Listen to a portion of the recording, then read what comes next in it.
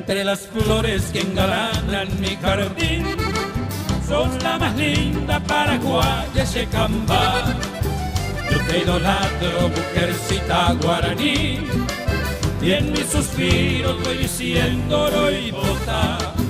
Por eso quiero pregonar en mi cantar toda la dicha que me brinda tu querer.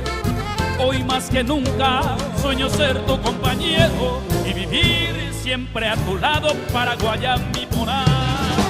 De tu boca deliciosa libaré la dulce miel, aclamar tus labios, Checonembaé.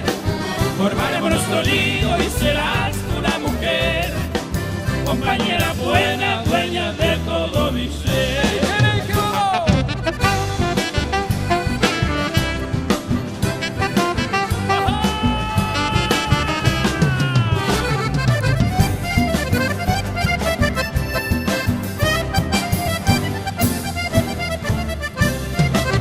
Y si mañana llegan los rayos del sol a nuestra dicha con su lumbre a reflejar, con mi guitarra cantaremos al amor y a los que sufren para mitigar su mal.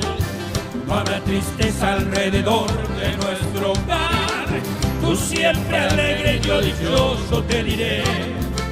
Cuánto te quiero, paraguaya mi adorada, mujercita idolatrada, dueña de todo mi ser. De tu boca deliciosa libaré la dulce miel, aclamar tus labios, Checonembaé.